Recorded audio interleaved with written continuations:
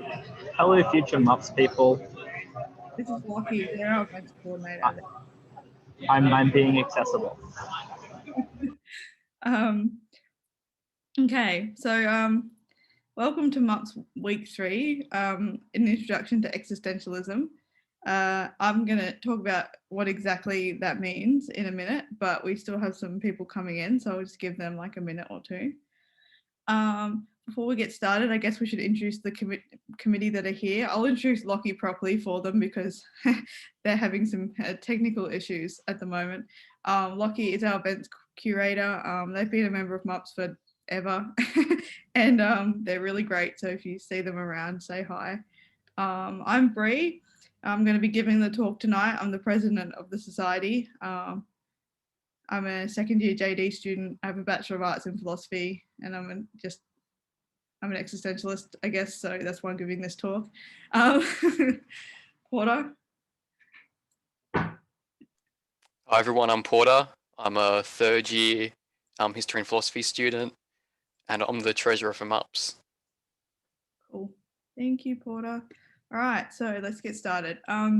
Like I said, You forgot Leo. Oh, sorry, Leo. Leo, would you like to introduce yourself? No problem. I'm Leo. I'm an honours student in psychology here. I did a Bachelor of Arts in Psychology and Philosophy, and I'm the Welfare and Safety Officer for MUPS. Cool. So if you need to talk about anything that happens, contact Leo. His contact information is on our Facebook page. Cool. So let's get started. So like I said, I want to run this more like a seminar than our previous discussions have been because there's quite a lot of content. So please interrupt and ask questions and like just generally be interactive. But as I said before, I understand if you don't want to be on the recording. So, all right. So, okay. Yeah, the only thing I asked is that like I'm not an expert on all kinds of existentialism because existentialism is huge. And I'm really just like into like Kierkegaard. So if I fuck up like majorly at any point in the talk, just don't blame me. I'm sorry. Okay, can we go to the next slide, please, Porter? Cool, so welcome to the brave new frontier of MUPS on Zoom. Just some housekeeping issues before we get started. If you want to, I guess, change your Zoom name to the name you want us to call you and your pronouns if you want to. I talked about the seminar format. Please put yourself on mute if you're not speaking, and I am recording. I already talked about that. Okay, next slide. Okay, so what exactly, sorry, I forgot about this bit. Where I signpost. Okay, so tonight we're going to talk about existentialism. We're going to run through 4 different schools of thought that are broadly related to existentialism. Existentialism is a bit of an umbrella term. So we're going to talk about atheist existentialism, which is like de Beauvoir, Sartre, Heidegger. Then we're going to talk about Camus because I can't help myself. And then we're going to talk about nihilism and religious existentialism. And I have created a series of questions which will help us like scaffold each of the thinkers, which I hope will be a useful tool to you in keeping track of what's going on. Then at the end of this talk, I'm going to talk about a paper that I wrote called Kierkegaard for Marxists, and about my weird kind of like intersection of Christianity, existentialism, and Marxism, and the role of faith in the existentialist worldview. So without further ado, we shall continue. Here is the slide that I thought was slide 2, but it's apparently like slide 5. What is existentialism? And like more specifically, what isn't existentialism? So existentialism is probably most easily defined in the negative, that is in contrast to essentialism. For the first 2,000 years of Western philosophical thought, that the dominant position was essentialism, the position that everything has a set of natural traits which are inherent to it, and that therefore everything has a purpose, which a reason for being, even human beings, which they're aspiring to. So very broadly, it's the idea that people were put on this earth for a reason, to do something with their life, and our meaning in life comes from pursuit of that purpose. So that's essentialism. Existentialism is just a rejection of that. they reject the teleological conception of existence. So teleology is the view that things have a purpose, basically, that they're aiming to fulfill. I mean, teleology in the relevant sense, it means a lot of different things in different contexts, but for our purposes, teleology is the view that things have a purpose, that things are like moving toward a goal. So existentialists basically just reject the claim that reject the claim that human beings have an innate essence and that human beings have a predetermined purpose, which is most succinctly, I guess, and best summarized by Jean-Paul Sartre's famous maxim, existence precedes essence. And I promised that I would try and say this, but I apologize in advance. I think it's, no, I'm not going to try it. I'm not going to speak French. No. Yeah, no, I'm not going to speak French. You would hate me forever. Come on. Okay, l'existence précède l'essence. Is that right? Did I do it right? I think I did it sort of right. Okay, but moving on, now that we've all heard that,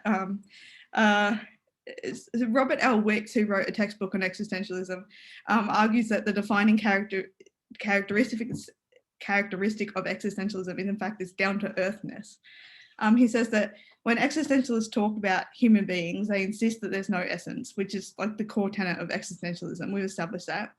And that when existentialists talk about things like God or a higher power, and they do because there are religious existentialists, they're likely to identify God with some kind of earthly presence. You might be familiar with the idea of God as like inhering in everything, like that everything has a spirit or something, that God exists just in nature, which is kind of Kierkegaard's position, but that's a whole different talk. So I don't really love the term down to earth because the phrase has these weird moral connotations, but I think it's like a pretty apt description because most existentialist ontology or phenomenology, I say, as Heidegger rolls in his grave, rests on a conception of the human being as like firmly grounded within the world, as an active participant in the world. So Heidegger has this conception of Dasein, or being, or the person that it, I don't know what that translates to, but the human being, let's say, as being in the world. So like embeddedness in the world and interaction with the world around them. Sorry? Being there is Dasein. Being there, right. Thank you, Val. And a few other existentialists have similar positions. Sartre, who responds to Heidegger in being a nothingness, has this idea of being for itself, which we'll talk a little bit about soon. And Simone de Beauvoir has a famous quote, "One is not born, but rather becomes a woman." And I think this reflects the idea that identity is like, it's a doing, it's something that we create, that is created. The conditions for our identity are created by our contingent historical circumstances, but within that scope, we create our identity for ourselves, and we aren't predetermined to be anything. Yes. Yeah, but I hope that we will soon have a talk on de Beauvoir, which like explores this concept in more detail. So note that I'm not saying that existentialism is more morally grounded, morally down to earth than other modes of thought. Not all existentialist ideas are good. In fact, as we'll see, some of them are literally absurd. Cue laugh track. I'm proud of that joke. Okay, so yeah, what I'm going to do broadly here is just go through some of the key thinkers in the existentialist school, and then I'm going to talk about my paper. So if we can go to the next slide, please, Porter. Thank you, Lockie. Okay, so atheist existentialism, or as I like to say, anything sounds like a philosophy if you say it in French. Back one. We go back a slide. Okay, cool. So I guess we can all name some famous existentialists, and just by going to the next slide, Porter has given away my opening line. I was going to be like, Camus is not an existentialist, but Camus is not an existentialist. We'll talk about Camus more in a minute. So atheist existentialism kind of like refers to this tradition that kind of, it didn't entirely happen in the 20th, like in the mid 20th century, but I want to say like mid 20th century France, like that's what you think of when you think of this kind of existentialism. De Beauvoir, Heidegger, Sartre, even though Heidegger is not French, Heidegger is German, which is a point in his column, possibly the only one. Sorry, me shitting on France is an inside joke. It's not serious. Yes, where am I at? So yeah, this tradition of like I start with this one because it's the most well known, I guess. It's called I call it atheist existentialism because it's marked by its atheism. In a 1945 lecture, Sartre described his position as an attempt to draw all the consequences from a position of consistent atheism, which, as you'll see soon, I wholesale reject the claim that existentialism is an atheist doctrine. But if we talk about our questions, atheist existentialists say there's no inherent meaning in the universe, but life can have a meaning if we create it ourselves. So Sartre has this idea of like radical freedom. He says, we are condemned to be free. We stand alone against the world, responsible for our own actions and accountable ultimately to no one. Because of this, we may choose to accept or reject the world as it is, and in passively accepting it, i.e. not doing something to negate our situation as it stands, we accept responsibility for it. I'm not convinced by this claim because I think that it's just not true that people get to choose their circumstances like that. Maybe Sartre's not saying that, but it comes across a bit that way. I'm skeptical. I reserve judgment. So yes, you can't pursue inherent meaning because inherent meaning isn't there. That's just like no inherent meaning. Therefore, you can't pursue something that's not there. But you can pursue created meaning, and this is what existentialism designs to do. It's designed to give us the intellectual tools to pursue meaning within our own lives. And whether or not that search is ultimately fruitless is a whole other question. But it follows that it follows from Sartre's radical freedom that the individual is free to create meaning for themselves. So therefore, the answer to the question, can we solve the problem of meaning, is a yes. It's not entirely clear which way we do this, and it really depends on which thinker you ask. De Beauvoir says that one's life has value so long as one attributes value to the life of others by means of love, friendship, indignation, and compassion. And for Sartre, freedom is what you do with what's been done to you. So interestingly, this Sartre's conception draws heavily on the Marxist notion of human agency and freedom as the insight into necessity. But I might get to that later, I might not. It's just kind of a side note. I have a question in the chat. So from Louis, hi Bree, do you think existentialism is compatible with all religions, or do you think it's only compatible with specific ones? Well, I'm going to talk about this when I get to the part on religious existentialism, but a one-sentence answer is yes. I think that most religions are inherent, like most religions can accommodate existentialism within them. I'll talk about this more in a minute. It's a really good question. Okay, so let's go to the next slide, please, Porter.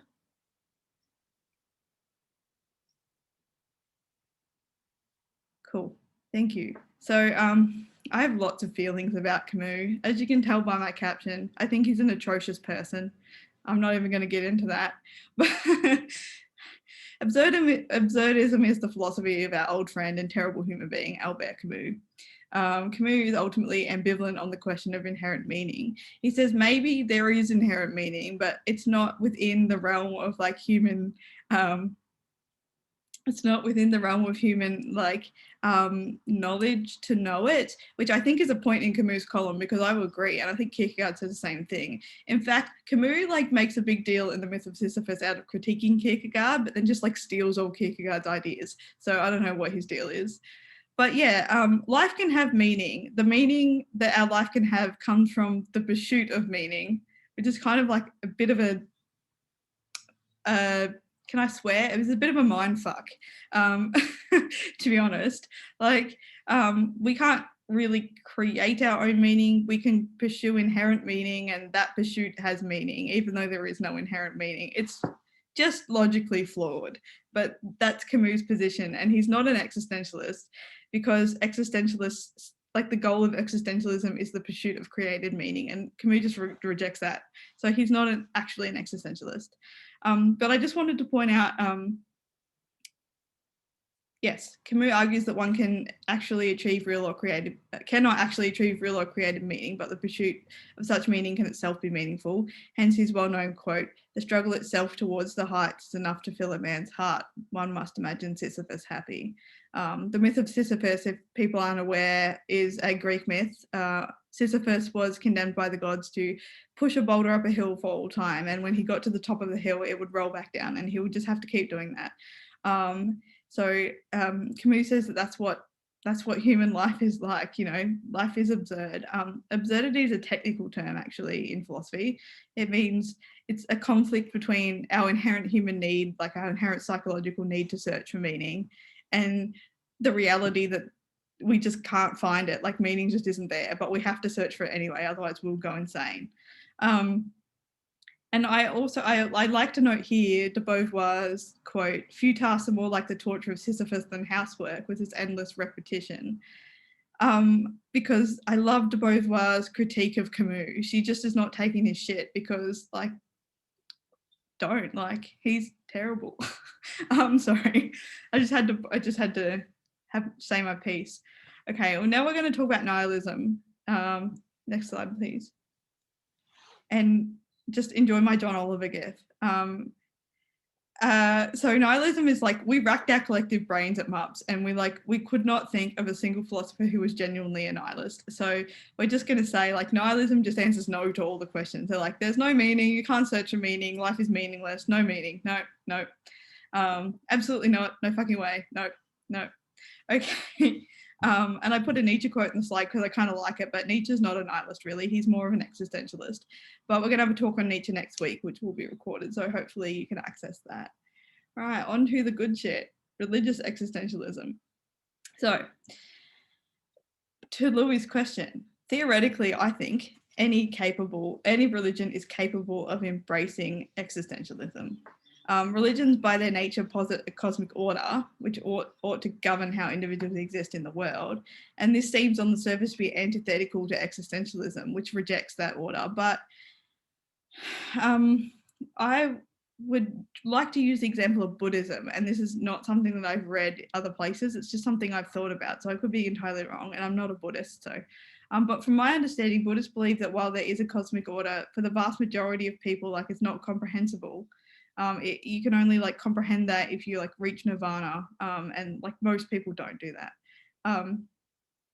Yeah, so like the cosmic order, like the grand scale of the universe, exists on such a wide, grand like timeline that for the layperson on the ground, it just seems random. It seems like there's no meaning. So I would say that Buddhism, like it's premised on a negation of the self, and like meaning comes from negation of the self, and yeah, so I would say that that's like basically what most existentialisms or religious existentialisms are about, is yes, negation of the self in a way.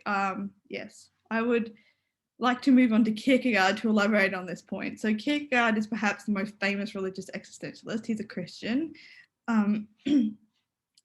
I think he might be a Protestant. He was a member of the Danish church, who I'm 90% sure Lutheran. But anyway, that's not really here nor there.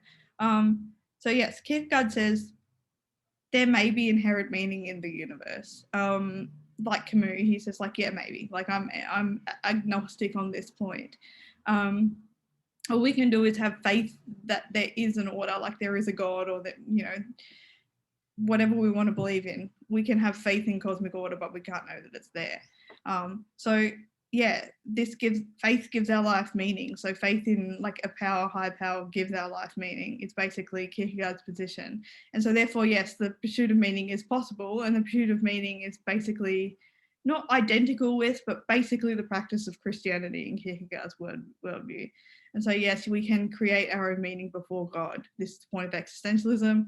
And by creating our own, we can solve the problem of meaning by creating our own meaning within the bounds of our faith.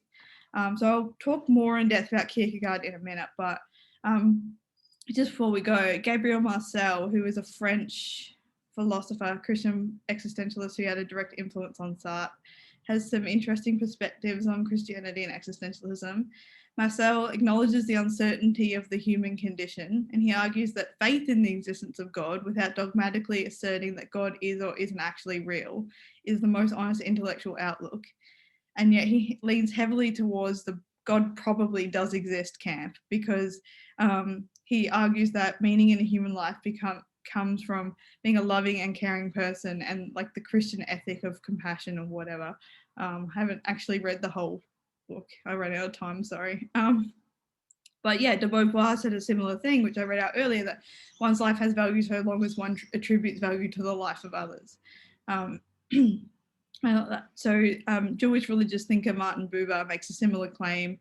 The meaning is derived from our relationships with others, being present before another person, by being present before another person in what he calls the I-you relationship, and what is, I think, pretty similar to Heidegger's presentness at hand. We negate ourselves, and that's what gives our lives meaning. Franz Rosenzweig, who I don't know if I'm saying his name correctly, he's also a Jewish thinker. He rests his analysis on the experience of the intermediacy of each individual with God, which I'm told is something that is baked into the Jewish faith, like baked into Jewish spirituality. But I can say this sounds somewhat similar to Kierkegaard's concept of the night of faith as walking alone with God, but I can't really say more on it because I'm not very familiar. Right, I'm just going to check the chat for questions, and I'm going to do my Kierkegaard bit. Just some conversation about Stirner. Okay, cool. Thank you. Okay, next slide, please. Okay, so I wrote this paper last year, and I wrote it, I was supposed to give it as a talk at MUPS, and then COVID just ruined last year. But I guess it's not the worst thing that happened last year by far, but yeah. So I wrote this paper. It argues that it basically is an intersection of Christianity, existentialism, and Marxism. It takes some of the theoretical issues in Marxism, specifically like Marxist theories of ideology and Marxist Louis Althusser's theory of history, and kind of like reconceptualizes Kierkegaard's stages on life's way through that lens. So to be more specific about what I'm talking about, if we go to the next slide. Oh, am I missing like 3 slides? No. Oh no. Okay, I'm gonna have to screen share my slides because I know they're definitely I'm sorry. Okay.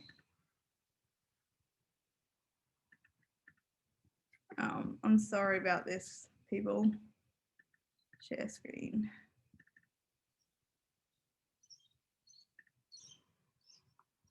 Okay. Cool. All right. Oh no, I need to be able to see my. Okay. I'm just gonna have to try. Okay. So, to the extent that it's unified, Kierkegaard. Okay. You know what? I'm gonna have to just read my notes. The slides aren't that helpful. I'm sorry. You can put the slides in like a group chat, and then I can share it. Can I do that on Zoom? Yeah. Okay. Oh, or you can put it in like the Facebook group chat. Oh, they are in the That Facebook helps. group chat. I sent them before. They should be the last message in it. It looks. I mean, those are the ones I've got. Yeah, they have not all the slides. Hold on. Okay. All right. Sorry. Technical difficulties. You can probably drop the slides into the Zoom chat. I It's think like I a can. sketch file thing. If Yeah. I can, that would be excellent.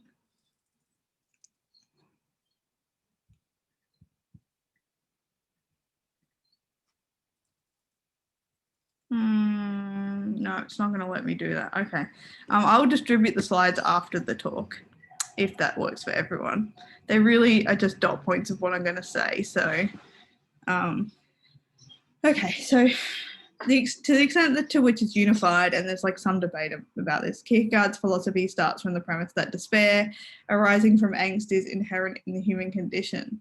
I argue that Kierkegaard's diagnosis of despair is right, but that he overlooks the mechanisms behind it. So despair, Kierkegaard says that despair is like a conflict between freedom and necessity, which like harkens, well, not back, but forward actually, almost a century to Camus and Camus' concept of absurdity, which like comes back to my other point, my kind of snide comment that Camus just like stole from Kierkegaard. But anyway, I digress. Despair is not, I would say, disjunct between freedom and necessity within the individual. I think it's a disjunct between the radical freedom that we have, like Sartre says that we just have like infinite, that the desire to search for meaning is inherent in the human condition, and we just have like an infinite desire to like find meaning in our lives. So it's a conflict between that and like the material reality of like life under capitalism, because class positions, like our material realities constrain us. Like, you know, income, class, race, gender, all these are things that like can hold us back or can keep us from fully achieving our reason, our meaning, our purpose, whatever. So by conceptualizing despair in this way as external to the individual, I argue that Kierkegaard's journey into faith can be understood as a journey towards any meaning which you choose, not necessarily faith in God, including, importantly for me as a Marxist, class consciousness. In this way, the leap of faith is secularized. So despair arises out of angst. Angst is, sorry, there's a huge gap in my notes. Angst is this condition of being faced with a whole heap of choices which you don't feel like you have the wisdom to make or the resources to make. And as I said before, this tension arises within the individual, but it is a conflict between the individual and the external world. So yeah, angst gives rise to despair. Despair is not an emotion the way that we would like usually talk about it in everyday speech, but it's not necessarily a conscious experience. Like Kierkegaard says that we don't all necessarily know that we're in despair, but we all are. We are all facing this conflict between freedom and necessity. Like Camus would say that like the absurdity of existence is a fact, like whether or not we know about it is a whole different story. All right, see you, Val. So yeah, when angst is so conceptualized,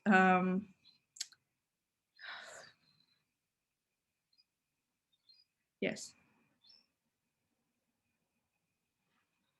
so we can think of despair as not a lack of harmony between the individual and like the higher power, i.e. God, but a tension between the intensely individualistic tradition of neoliberal political philosophy and its consequence, modern capitalism, and the inadequacy of this mode of thinking for understanding the root cause of injustices, which I argue as a Marxist is class. So in this way, despair can be understood as a lack of class consciousness. And the journey out of despair begins with the recognition of despair. This is Kierkegaard's claim, and I would agree with it. And for Kierkegaard, the opposite of despair is to have faith, but there's like faith in what? Like there's a journey to get there. And basically Kierkegaard has this whole conception of stages on life's way. So when we first become aware of despair or absurdity, the immediate reaction is hedonism. Basically, he calls it the aesthetic. We just kind of like refuse to commit to anything, like do whatever we want because, you know, life is meaningless. Woo! But he argues that we have to overcome this and embrace the ethical. Like the ethical is like embeddedness within like the social context. Like it's going out on the street and like trying to change things. But from within the system, it's accepting that the cultural hegemony of your time as like higher than you, as like actually existing, and like embracing that and like trying to do good from within it. But Kierkegaard says at a certain point this is not satisfactory and we have to teleologically suspend the ethical, we have to put our faith in We have to put our faith in that even if we do an unethical thing, that it will work out because there's a higher power. So Kierkegaard talks about this in relation to God, and he talks about the story of Abraham, which basically God said to Abraham, "Kill me a son." That's a quote from Bob Dylan, I'm sorry. But yeah, God says to Abraham to kill his son Isaac, and Abraham is just about to do it, and God says, "You've passed the test of faith." And Kierkegaard uses this as an example of like what it's like to have faith. But I would say that like even if we're not religious, like we teleologically suspend the ethical when we just decide that capitalism is not working, and we put our faith in something else. For some of us, that's Marxism.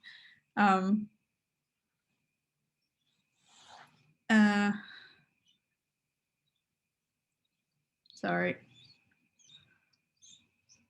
Yeah, so basically we just, basically when we resign ourselves to the fact that history is huge, has a lot of moving parts, and we can't actually know what's going to happen in the future, we teleologically suspend the ethical.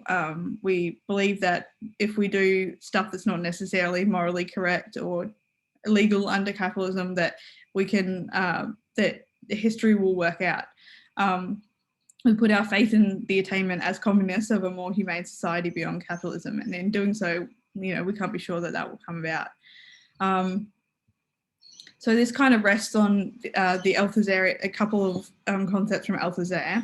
Firstly, Althusser's notion that history lacks a subject, so that history is not teleological, like it's not progressing towards anything. And so if we think about history in this way, then it's easy to say, well, you know, there's no inherent meaning to history. There's no place that history is going. We kind of just, we have to co-opt it, we have to do it ourselves. This is where I come back to the Marxist idea of freedom as the insight into necessity. So Marxists have this idea that that there is a causal relationship, like there's a cause and effect relationship in history. Like history, if X happens, then Y will follow. And that's true, like these are necessary laws of history, I guess, in the Marxist worldview. I've lost my train of thought. Sorry, this will be much easier from my slides. Yeah, history lacks a subject, basically. So once we understand that like history is not progressing towards anything, well, we have to ask then like why, like what is the point of history? Like why do we act? Why do we what are we aiming for, and how do we get there? And basically the Marxist idea is that you know, freedom is the insight into necessity. By knowing how society works in a certain way, like by knowing the structures of society and how to change things, we can try and co-opt these laws to our own ends, I think is a paraphrase from Engels. Yes, and the second thing I wanted to talk about was the Althusserian concept of ideology. So Althusser talks about history, society, like all societies, not just capitalism, as existing at two levels, the base and the superstructure. So the base is the economy, the economic material relations of society. And he says that a mode of production at this level has to reproduce itself. Like that's why it exists. Things like modes of production exist to reproduce themselves. And the way that they do this is by ideology. So our institutions at the superstructural level, our political system, our legal system, our education system, our religions, they teach us to adopt certain ideas and practices which are consistent with our mode of production. And so by understanding how this works, like understanding how ideology perpetuates capitalism, understanding how economics works, understanding why we are where we are as an individual in society, and like what privileges or lack thereof we may have. This is what gives us the tools to move history in whatever direction we like. But like I said, history happens on a grand time scale, and like if I overthrow the government today, I don't know what's going to happen in 6 years. So we just have to have faith. But it's not really faith in the sense that we just like cross our fingers and wait. Like it's an active thing. It's it's faith that if we work towards it, it will happen, not faith that if like we pray for it, it will happen. Like we actually have to go out there and do things. And so I always like to end this talk on Marx's quote, "The philosophers have only interpreted the world in various ways. The point, however, is to change it." So that's a very quick overview of my theory, and I'm sorry that it was kind of like chopping and changing because I didn't have my slides and I kind of lost my train of thought a bit. But I'll be happy to talk about more in the discussion if anyone has questions. That's all from me. I'm sorry that I've talked for so long. We don't usually talk that long at MUPS, but there was a lot. Hope you made sense and maybe you learned something. So yeah, I'm going to open up the floor for discussion, unless there's a question in the chat. Nope. Okay. All right, cool. Let's go. I'm going to turn off the recording, sorry.